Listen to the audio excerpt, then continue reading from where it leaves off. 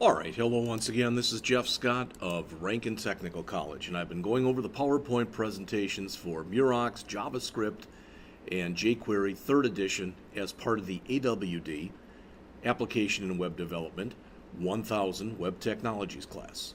We are up to Chapter 11 of 18, and it is on how to use jQuery plugins and jQuery UI widgets. And let me just mention before we even start, as I've gone out here, here is the jQuery UI, which is available at jQueryui.com. And as you can see, it's broken up into, I think it's 4 sections. There's an interaction section, a widget section, an effects section, and a utility section. In total, there's about 30 different things that you can go through. We're going to look at these in just a minute. There's also a plugin registry. Now, I'm not going to count this, but my guess is this is somewhere in the area of 2,000 to 2,500 different plugins that are available for you to use. They're free, they're downloadable. So we're going to talk about both the jQuery UI and the plugin registry during this chapter. All right. So with that little interlude, the chapter is entitled How to Use jQuery Plugins and jQuery UI Widgets. We've got 1 applied objective and 7 knowledge objectives. Our applied objective, use jQuery plugins and jQuery UI widgets in your applications. The knowledge objectives, in general terms, describe a jQuery plugin. In general terms, describe the process of finding and using a plugin. From the user's point of view, describe the operation of one or more of the following plugins: Lightbox, BX Slider, and Cycle 2. In general terms, describe a jQuery UI widget. Describe the 3 files the jQuery UI requires and explain how to include them in your web pages. In general terms, describe the process of finding and using a jQuery UI widget. Finally, from the user's point of view, describe the operation of the jQuery accordion tab, button, dialog, or date picker UI widgets. UI, of course, standing for user interface. And the author mentions that as an example here, if you just type in jQuery rotator plugin, you get 344,000 results. Let's try that and just see over time if that has increased from 344,000. So jQuery rotator plugin. And it's 356,000. If I change that to just jQuery plugin, then notice I get almost 1.5 million hits. All right. Probably the 2 that you were most interested in are these 2 here. The plugin registry, which I've already brought up, and that's here, and how to create your own basic plugin. So if you want to know how that works, you've got a terrific resource right there.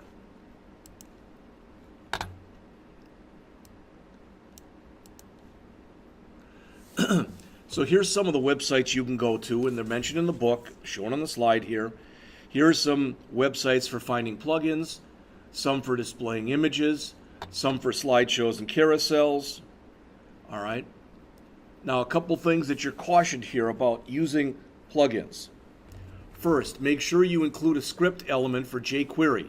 Most of these plugins, in fact, virtually all of them require jQuery in order to be able to work.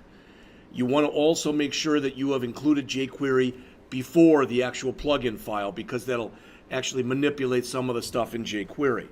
Second, some plugins will not work with the latest version of jQuery. So if you have any problems, check the documentation. So plugins are JavaScript applications that extend the functionality of jQuery. They do again require the jQuery library. Plugins are available, as we already saw, for hundreds of web functions. Anything from slideshows to carousels to tabs to menus to text layout to data validation and mobile application development. All right, in general, you can find a plugin for doing almost anything you want, and it's better than creating your own for 2 reasons. First of all, it's less work, let's be honest. But going along with that, it's typically, if it's out there, especially if it is a plugin on the jQuery site itself, that means that it's been tested. All right. So the author gives, where is it? I guess doesn't show it here, but in the book on page 311 gives a 6-step process for using a plugin within web pages. Step 1, you study the documentation for the plugin. So you have an understanding of not only what the plugin does, but also what kind of CSS you'll need, because you'll probably have to modify that, what kind of HTML you'll need for the same reason. All right. After you do that, you typically download the files for the plugin and save them, either while you're testing, probably on your local machine. Now, sometimes the plugin files are available via a CDN, and if you want to access them that way, you can. If they're not, or if you choose not to, you can download the file or files for the plugin and save them, again, probably typically on your local machine, but eventually on your web server. Number 3,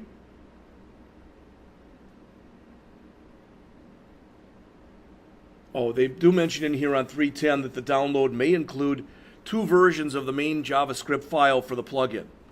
All right, one that is minified and one that is not minified. All right, so number 3, if the plugin requires 1 or more CSS files, you code the link element for them in the head element. All right, you also want to code the JavaScript files that are required. Again, these must be coded after the jQuery library, because all jQuery plugins use that library. Number 4, if the download includes an images folder, make sure that the folder has the right structural relationship. In other words, make sure that the CSS references it accordingly and that the JavaScript does as well.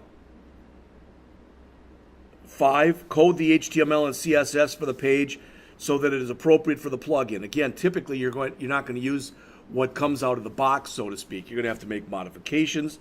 And 6, if necessary, write your own jQuery code that uses the methods and options of the plugin. And to do that, again, you'll want to make sure that yours comes after everything else. So jQuery for the core jQuery library, then whatever comes with the plugin, and then your stuff down below that.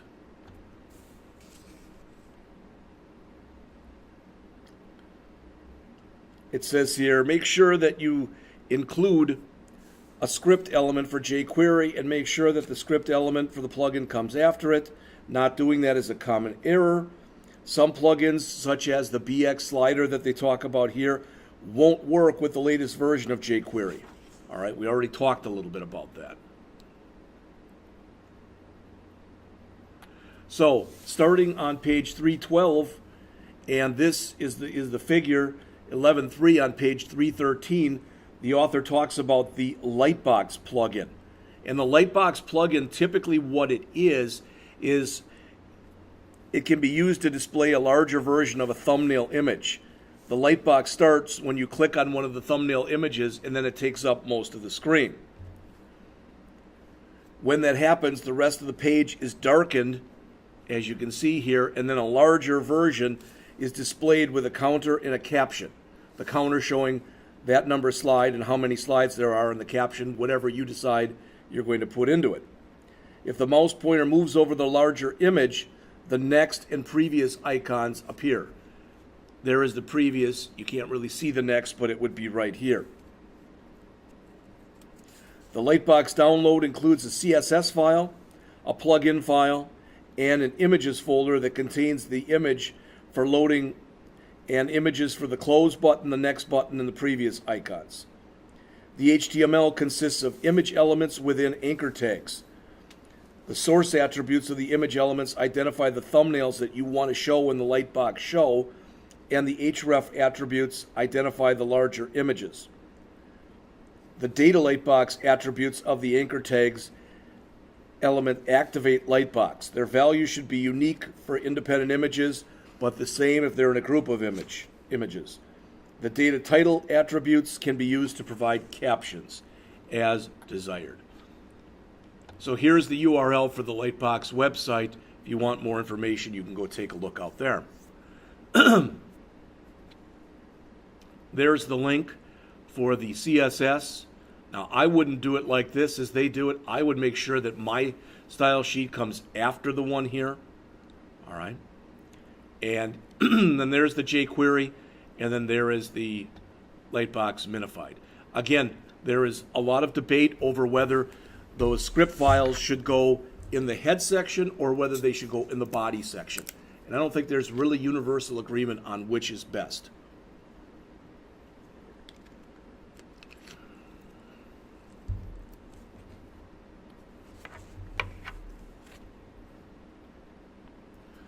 Next, starting on page 314, the text here talks about how to use the BX Slider plugin for carousels.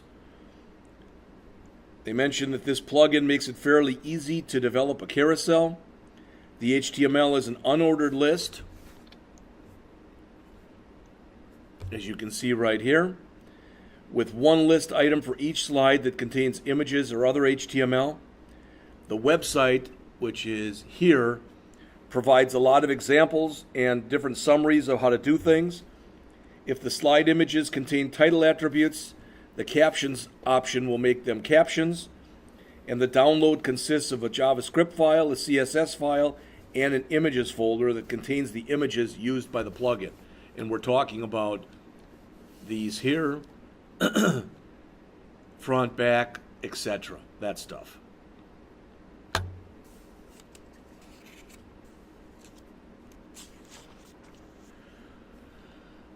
Thirdly, they show on pages 316 and 317 how to use the Cycle 2 plugin for slideshows. The Cycle 2 plugin treats the children of a div element as the slides.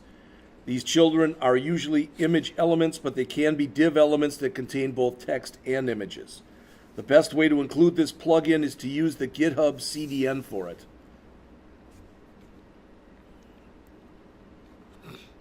Which is shown right here.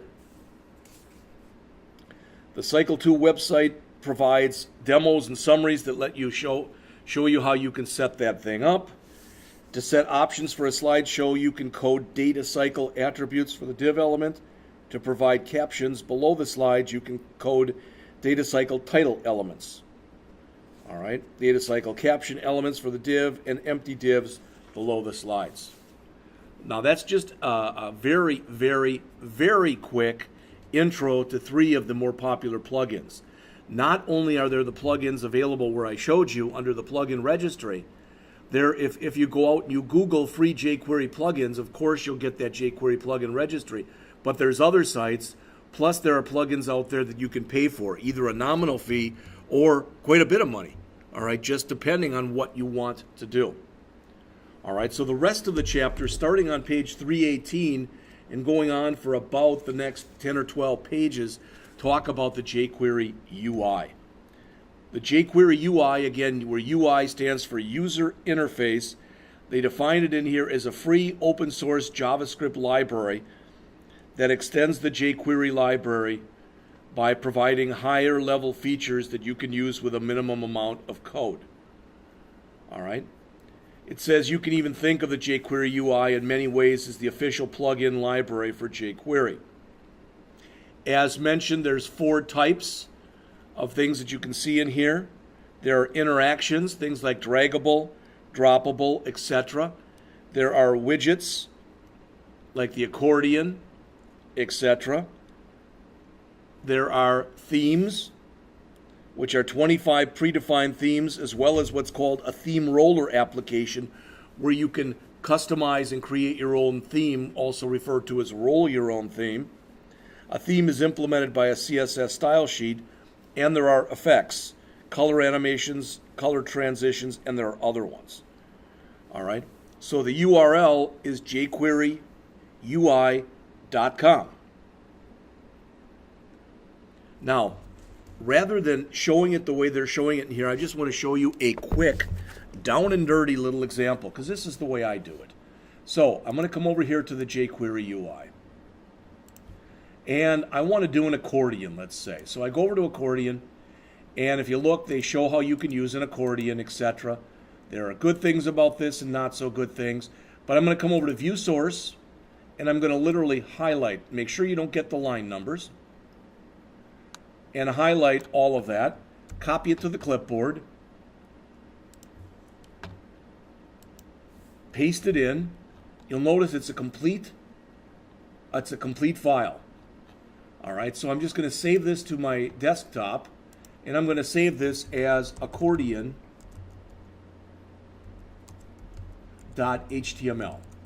All right, now there's just one more thing I want to show you, two more things. First, if you notice right here, this is all, literally, this is all of the jQuery that's in here. And it's telling you to run the accordion on this. All right, so it's asking for an ID of accordion, which is right here. It's everything within this div, which is all of that. All right, the other thing is if you look in here, sometimes when you do this, this may or may not work, because if it comes up with a // manually add your own HTTP : into that. Now I've done it where I've left it off and it's worked, and I've left it off and it's not worked. So I'm not sure of why that's the case. You'll notice here we are referencing the jQuery.com themes, jQuery UI CSS, followed by the resources demo style CSS, and then we have the Common Core jQuery followed by the jQuery UI. Now this is old. Notice it's 1.12.4, but it works fine for demo purposes. So I go in there and I run this under Chrome, and I have an accordion. Now the way that this accordion is set up, one of these is open all the time. You can add extra code, all right, so that it's possible for them all to be closed. I'm not concerned with that right now. What I'm concerned with showing you is the fact that really what we just did, hopefully at least, was fairly intuitive for you.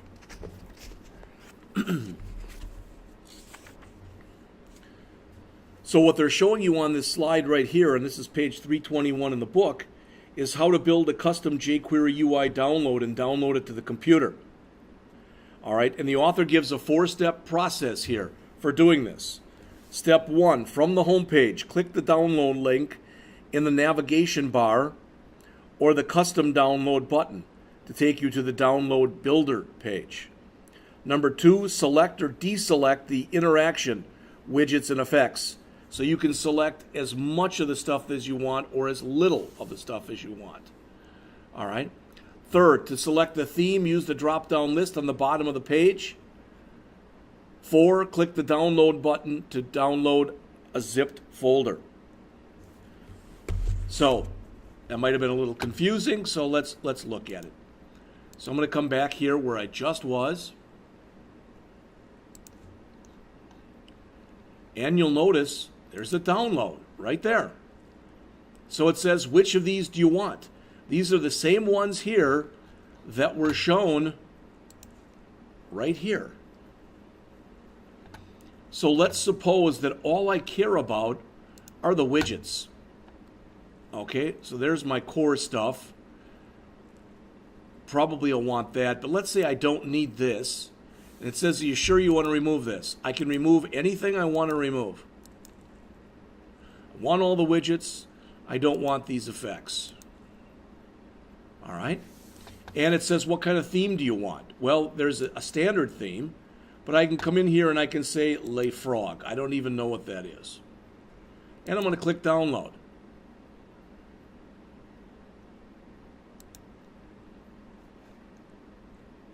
It says if you're having problems downloading it, report the issue on GitHub. It may be that there's things in here I have to put in. Let's just add them back in and see that if I do that. Oh, there it goes. All right. So show that in the folder. There it is. I'm just going to extract that just to show you what's in there. And it should give me, there's an index.html. So notice what I have. I chose lay frog, so I get all this stuff. I can go in here and I can remove anything I want. I can add other things, etc. You'll notice that in this example, again, I've got, there's my accordion. Here's an autocomplete. Okay? and there's other examples as well. Now, you may or may not have understood that, but the idea was, well, let's take a look at what are we going to use in here. All right. Well, if we look, there's an images folder. We're going to need to include that because that had all those images that we just saw. So we'll need to include that. jQuery UI, CSS, well, probably not if I include the minified one. So I would probably want to include these two minified ones right here. Here's a jQuery UI structure min and a jQuery UI theme min. So I'd want to include all of those. Also make sure that I include jQuery, all right, and anything else that I'd possibly need. And you can see it comes with this. This is the index.html file, so that it already throws some extra CSS up on top, and then this is the other stuff. That magic gives you this magic, okay? As always, the best way to learn any of this stuff is to sit and play with it, all right? The only way to become competent with anything is to sit and practice and practice and practice. I always love that old joke when somebody comes up to somebody in New York and says, how do I get to Carnegie Hall? And they say, practice, practice, practice. All right, but the idea is the same here. All right, I'm at about 21 minutes, so I'm going to stop right here, halfway through, and pick it up in the next lecture in just a couple.